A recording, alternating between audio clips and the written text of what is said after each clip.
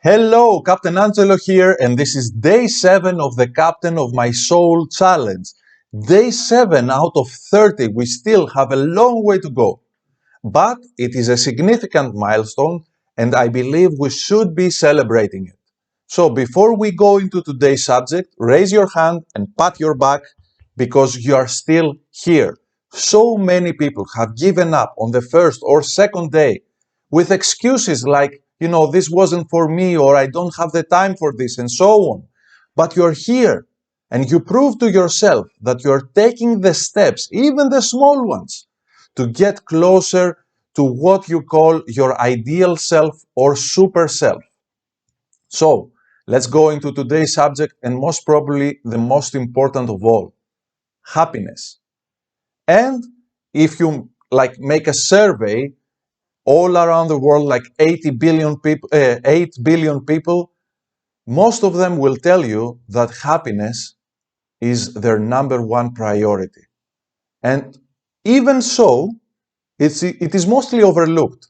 And it is mostly, especially in the Western world, put in the end of something. So, you might say, I will be happy when I get married, or when I have a baby, or when I get this promotion, or when I get the car of my dreams, or when I go to this exotic destination that I've had in my vision board for years.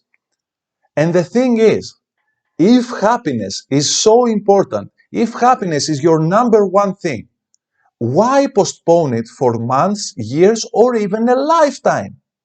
Does it make sense? No, absolutely not. So, what does that mean to you? It means that happiness is not the fruit of your success, but the root of your success, because when you're happy, you perform better. When you perform better, you get closer, faster, easier to any destination, any goal. But, of course, happiness is not easy, right? I mean, is it just a decision? Yes, actually, it is just a decision. You just say to yourself, I want to be happy now. I want to be happy before I get anything. I do not condition my happiness. Nothing has to happen for me to be happy. So you keep repeating that to yourself, that happiness is non-negotiable. And when something happens, because happiness is a rather high emotion, okay? I mean, again, if you take a survey, very few people will tell you that they are happy. And this is pointless. I mean, so much technology, so many things going on in the world, and we cannot have the most important thing. I mean, Stephen Covey used to say that the main thing is to keep the main thing the main thing. So let's keep our minds, our focus on the main thing. Let's focus on happiness and how we get it now. And we get it now by taking the steps before we do anything else to sustain that emotional level. So right now, maybe you're saying, Angelo, I cannot resonate with you. I'm so far from it, Right now, I'm in a state of apathy, or maybe frustration with what is going on in my life, or maybe anger. Good. Use this anger to propel you forward and upward towards happiness, not to bring yourself down and maybe your family and your business down as well. So, how do you do that? You take the steps and you start by doing the exercises. If you're as low as frustration and apathy, you need to start with the exercise of perspective and start proving to yourself that you are not as low emotionally as you think.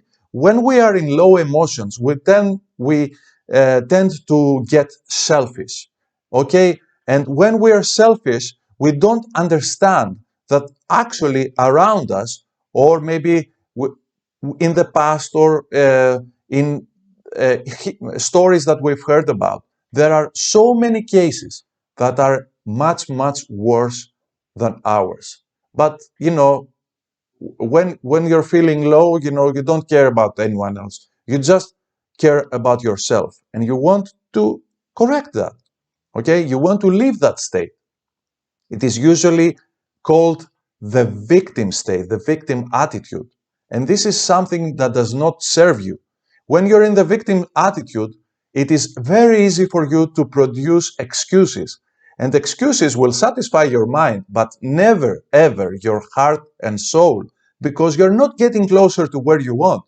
You just, it's like a pill, you had a headache, you took a pill, the headache is gone, but the source of the headache is not gone. Same thing with an excuse. So instead of producing excuses, produce good reasons for you to leave that emotional state and go upward. Then you might find that you are angry with some people, because of what they did and so on. And this is a great opportunity for you to do the forgiveness exercise.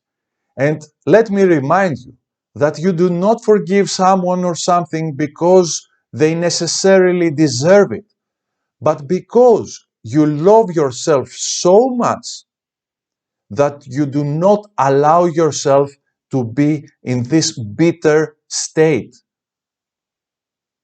When you do not forgive yourself, it's like drinking a poison and expecting someone else to die. This does not make sense. You cannot have anything be productive and be of value to yourself and others by staying in that state. Going up the ladder, you can feel gratitude. Now that you have forgiven others, it is much closer and much more accessible to you to feel gratitude. And you start with the small things and you blow up this gratitude list until you feel you're overwhelmed by gratitude. And the more you're grateful about things, the more things you will attract in your life that you will be grateful for. Because energy flows where your focus goes. If you focus on negative things, you will get attracted by more negative things, more things that do not serve you or the ones that are close to you. So back to gratitude. Let me give you a couple of pointers here. When we say, I'm going to do a rampage of gratitude, you actually do a rampage of gratitude by meaning you will be doing a complete list, an unstoppable, an avalanche of gratitude. Because if you're overwhelmed by gratitude, this vortex, this energetic vortex will be so strong that will be very hard for you to get away from it. So you protect yourself emotionally. You fortify your emotions, as I like to say. You create an emotional shield around yourself and you feel more robust emotionally. You're not so easily overwhelmed by circumstances anymore. And things that are so easy to find gratitude, like the oxygen that I breathe right now, without it, I would not be alive right now. I would not be speaking right now. The water that I have next to me. I've learned from Scott Harrison about 800 million people do not have access to fresh water. 10% of the population do not have access to fresh water. There are so many things. The internet, the way we communicate right now, we are tens of thousands of miles away or whatever, and still we can communicate. We can help both ourselves grow. I'm growing because I'm giving these insights to you, and you're growing because you're receiving them. And we're both growing. And we get technology facilitating this. So we can feel gratitude over and over and over again for the simple things and the big things. You can also, when you put yourself in this vortex of gratitude, you can start feeling gratitude for the things that you already have. I don't remember who said this quote, but it's lovely. I'm grateful for the idea that is using me. I mean, I'm grateful for this desire that is pulling me forward and upward. Wow! To be grateful for something you do not yet have, instead of feeling frustrated that you do not yet have it. Isn't that amazing? Isn't that a game changer? And again, putting yourself in a loving state. Love yourself first, because you cannot give something you do not have. So you want to fill yourself first, your own cup with love, yourself with love, and then be able to give love to others. And maybe in some point you might say, it's hard for me to feel love right now. It's hard for me to get attuned with love emotionally. All right. So let's do, I will give you 2 exercises for this. Actually, 3. It's 1A, 1B, and 2. Okay. So 1A, look yourself in the mirror and say, I love you. Look yourself in the eyes. The eyes are the window of the soul. Look yourself in the mirror and say, I love you. No. I love you. I actually love you. I love you. Say it over and over until you feel that you mean it. 1B. I'm not going to do this exercise correctly because I have the microphone right now, but take yourself a big, strong hug. And the moment you would expect yourself to let go of that hug, press more. A much even stronger hug. And then say internally, I love you. Or mouth the words, I love you. If these exercises are not accessible to you because you are in that low state, try to pace yourself with this simple second exercise. Go into your favorite social media platform and check out a couple of videos or images with babies or puppies. Like fooling around or playing or, having a toy or doing, something silly like baby silly stuff, and feel the love that is pouring out of them. It's so easy. We tend to forget that, I know, and it is not accessible if you are in that frustration and anger and so on.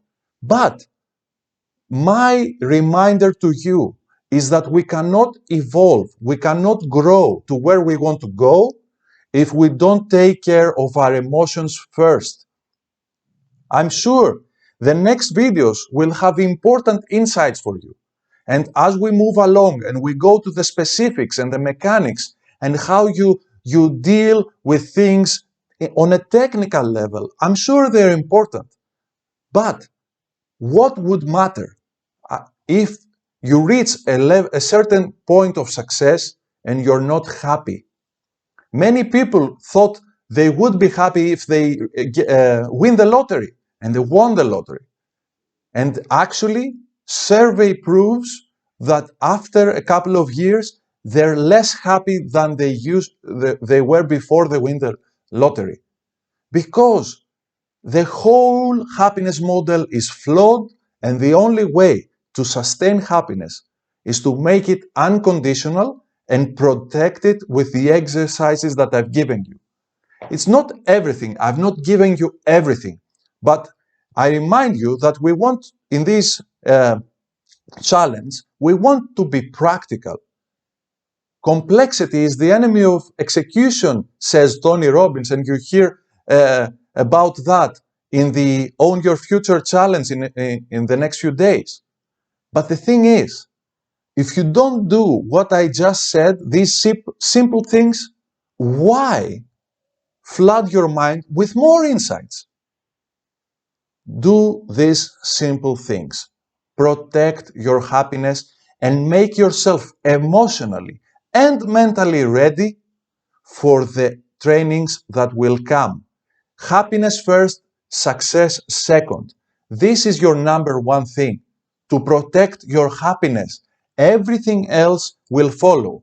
Remember, I am happy and march unstoppable towards my vision, towards my destination.